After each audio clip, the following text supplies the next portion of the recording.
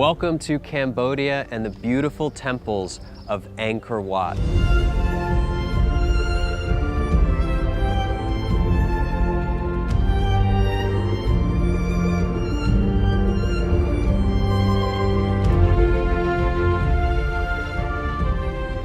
Over the years, Cambodia has become a hotspot for tourism activity because of Angkor Wat and because of these amazing temples. Hundreds of thousands of people flock here every year to get to experience and photograph these temples. I first visited Cambodia in 2012 and I was instantly blown away by the beauty. It felt like I was stepping back in time, back into history when I was standing among these ancient spires and these beautiful trees wrapping around these old iconic structures. From a photography standpoint, it's incredible. There are a few shots here that are so beautiful and so iconic that they should be in every photography portfolio. I've been in love with this country for years now, and it's not just because of the incredible temples and the beautiful photography that I come away with. It's because of the culture, it's because of the history, it's because of the people. The people here are wonderful. They actually call the Cambodian people the smiling people because every time you look at somebody, you're greeted with a smile. It actually becomes contagious when you're here, when you just look at somebody and smile, and they smile really wide back. It makes you feel really welcome and really at home. There's so many amazing organizations here that are trying to help and really build new communities around Siem Reap and really help the people prosper. And around Siem Reap, there's so much great food, there's so many cool things to do, and so many people to meet. There's even incredible wildlife here, like the monkeys that you can just see when you're driving around in a tuk-tuk. Another great thing about Cambodia is you can exist here on a fixed budget. We're about to go to the modern cities like Singapore and Hong Kong that are rated some of the most expensive cities to live in the world. But here in Cambodia, our dollar stretches really far. We can stay in a nice place, we can eat really good food, and we can afford all of the attractions without breaking the bank. So it's a great place to come, spend time, learn about photography, visit the temples, and really improve your craft and enjoy the experience along the way. In this video, I wanted to have every type of architecture represented, from the ultra-modern to the ultra-ancient, and this definitely falls under that ultra-ancient category. It's hard to find anything older than this to photograph, so it's the perfect thing to work on before we move on to those ultra-modern cityscapes of Singapore and Hong Kong. Unlike the other pieces of architecture, the historic architecture of Rome or the modern architecture of Singapore and Hong Kong, we don't have any artificial light here. Everything that we're going to be working on has to be lit by natural light from the sun. So it's going to offer some very unique photography opportunities and also some very unique challenges as well. While we're only going to be concentrating on a few photos while we're here in Siem Reap, I really couldn't think of leaving this out of this tutorial. It's one of my favorite places in the world. I really wanted Lee and Patrick from F-Stoppers to see this place and experience it for themselves as well. We're not going to be staying very long in Siem Reap, and we're only going to be focusing on a couple images. But these few images are going to be unlike anything else we're going to work on in this entire tutorial. The first thing we're going to do is scout some of these beautiful temples and figure out what shots we want and what we want to work on. And finally, we're going to end with the most iconic spot in Angkor Wat.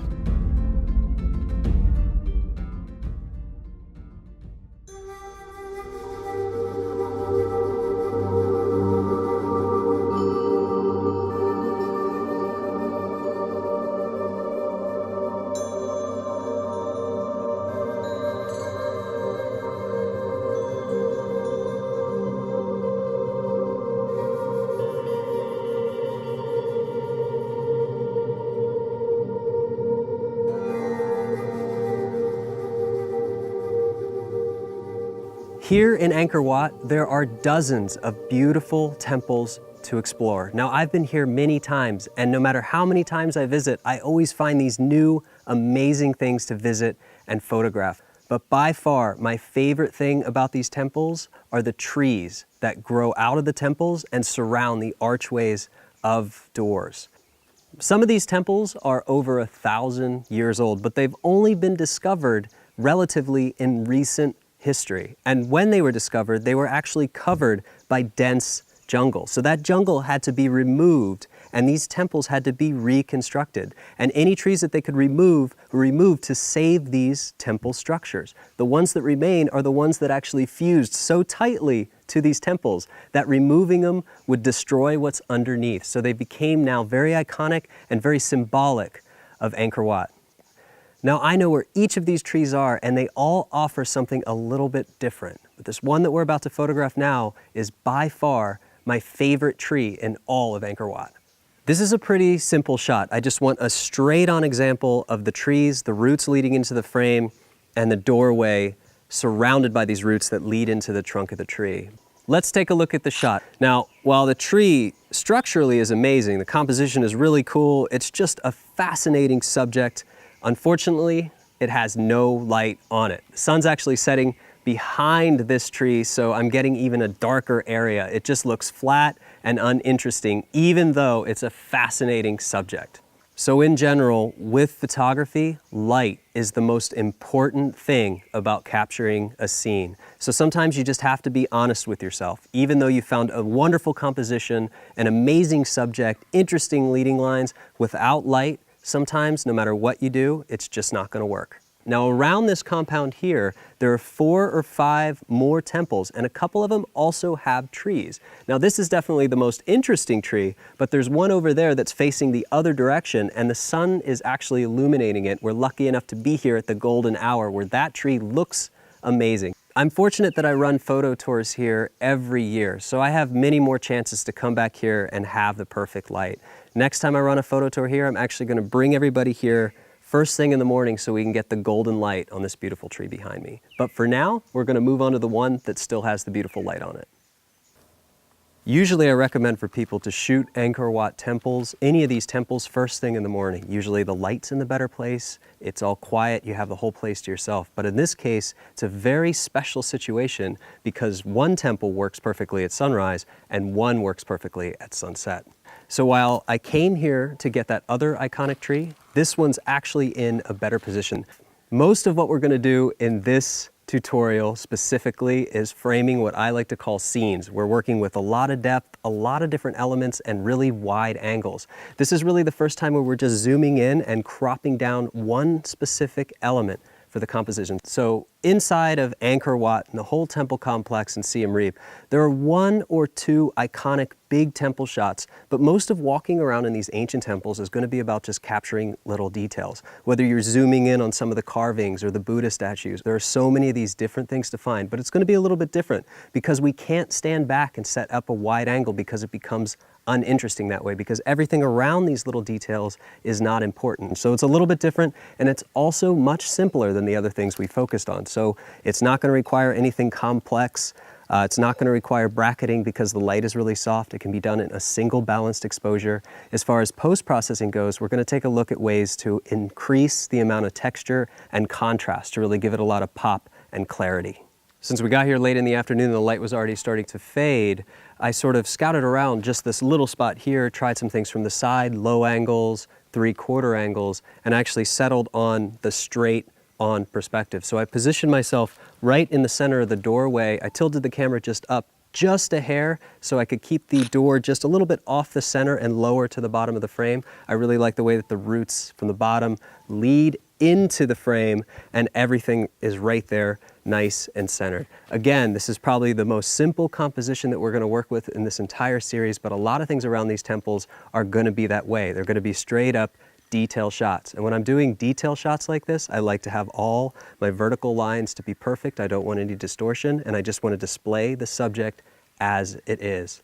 This is a really easy shot, and I just thought it was a great example because these trees are so beautiful. So I encourage you to explore the temple compounds and find these awesome trees. Now again, it's very simple, but we're going to do something a little bit more complicated while we're here in Angkor Wat. We're going to work with one of the most iconic sunrise shots in the world. It's going to be severely backlit, so we're going to have to manage a silhouette. It's going to be the first time that we're really working with a classic silhouette against a really hot sky.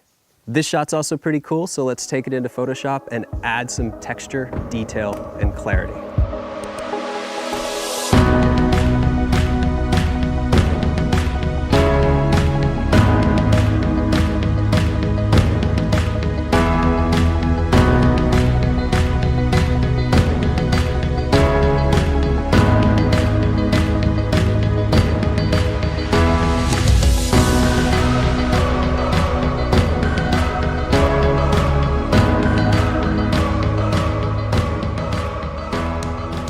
everyone, welcome back to the post-processing studio. We're moving on now to Cambodia.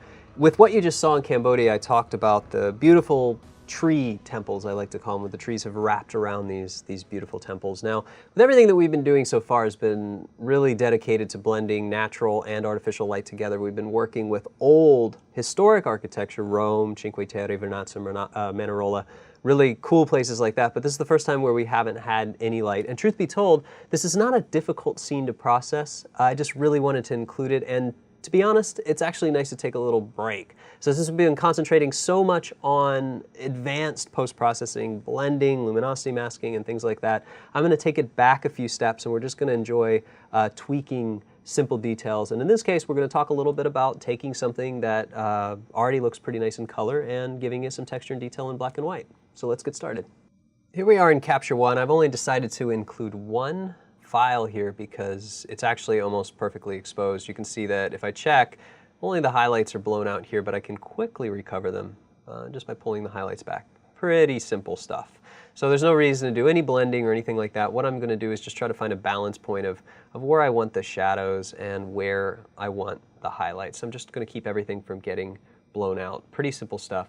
And with basic adjustments, since this is pretty much, I wouldn't say that it's a flat scene, there is some nice warm light, but it's not a very dynamically lit scene. So there's not extreme values. We don't have extreme sunlight or extreme shadows, except for this in here, which needs to stay in extreme shadow. So let's go ahead and load this into Photoshop and have a little bit of fun.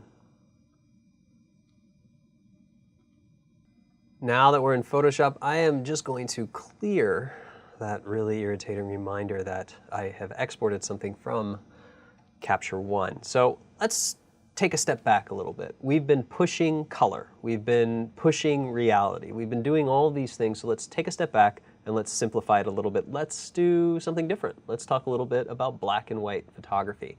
So in order to create some black and white photography, I want to use a plugin, and it's the plugin that I usually use to create black and white effects.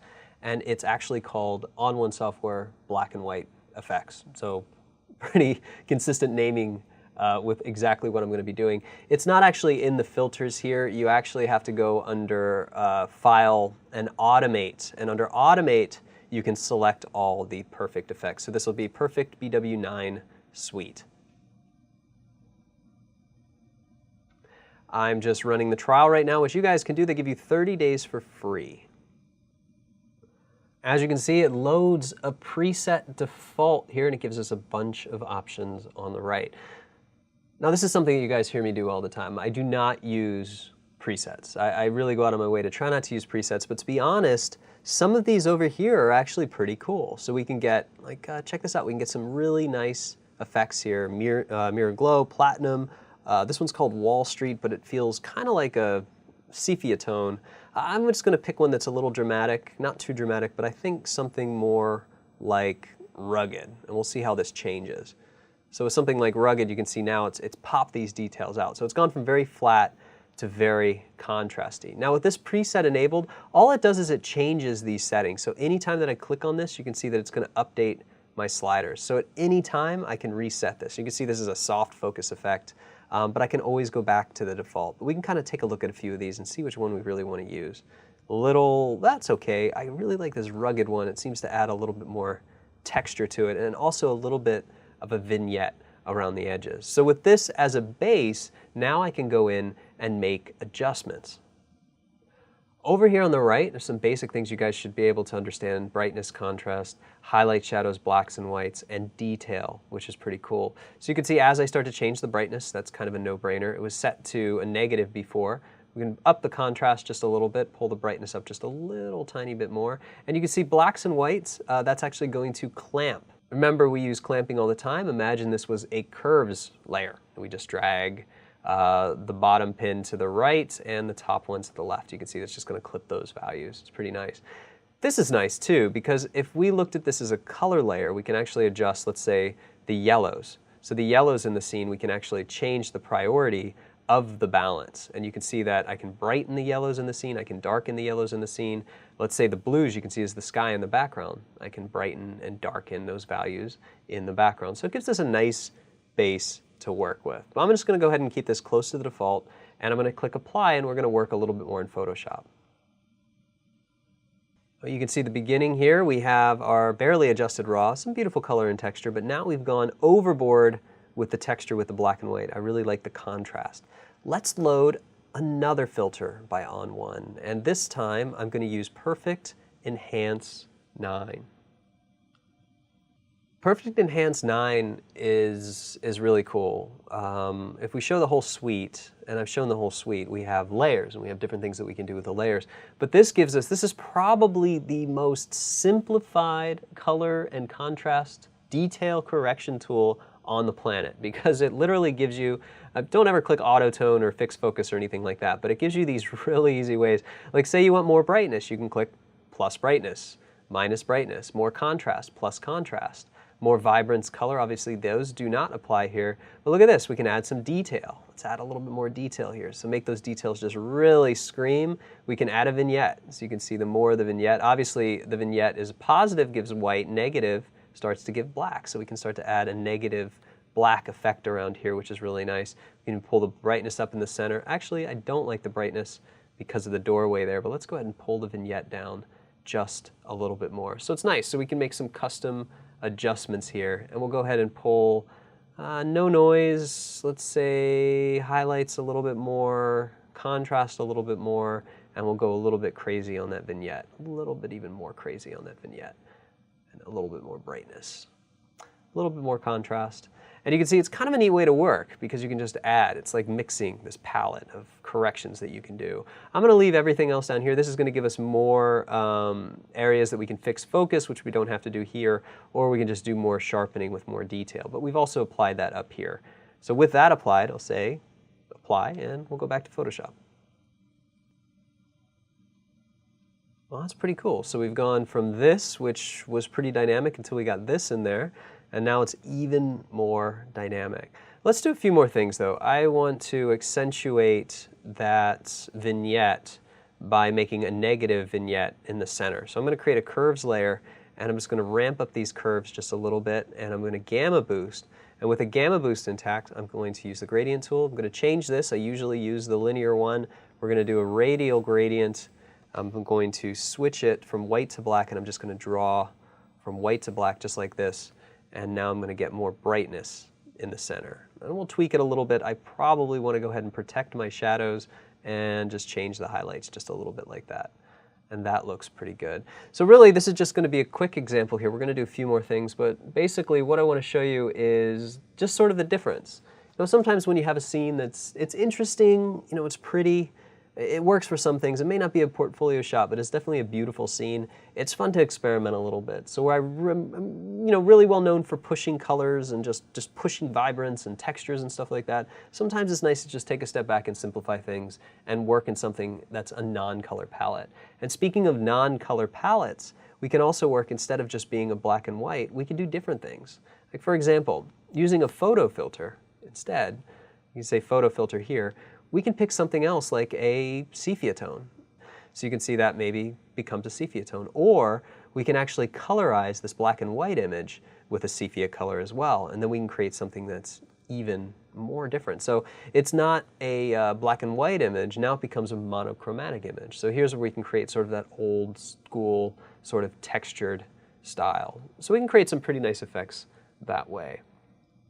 Well, let's do something a little bit different. I like my shadows. I just want to make this a little bit more intense. I'm going to go ahead and select the highlights, and I'm going to use a luminosity mask here, just on the top. And I'll go ahead and select the curves. And now what this is going to allow me to do is I want to protect my shadows, basically. I want to keep those shadows in place, and I want to go ahead and just blow out some of the highlights. That's it.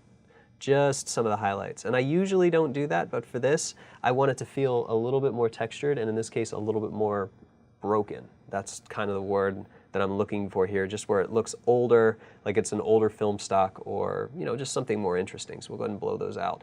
Now I don't want to blow out the edges out here. I'm only concerned about the tree. So what I'm going to do, instead of putting a new mask on here or folder, I'm going to link this by holding the Option key to the mask below. So now it's going to only be controlled inside of that mask that I've already created on the curves, and it's only going to be in the center. And I can make all the adjustments that I want just to this area, just to blow it out. So I have the sepia layer. So I have the photo filter on top that gives it a sepia tone look, which is pretty cool. Last thing that I'm going to do here with the Perfect Enhance, I'm going to duplicate it and create a high pass filter. Make high pass filter of 2, set to overlay. And you can see the before and after here. It's really popping out these details. Well, here's where it gets a little bit fun. Now, where do I want these details to exist? Do I want to accentuate the tree? Do I want to accentuate this area here? Well, in this case, I'm going to paint it in a custom fashion. So we'll just go ahead and pick a brush with 100% flow, and I'm just going to go ahead and paint in this detail right around the trees and the tree roots. So let's say we wanted to lead the eye and the viewer around this area. This is the area that I want to paint in. So I want all this detail here, kind of moving up here, just selective detail, just a little bit just to enhance it.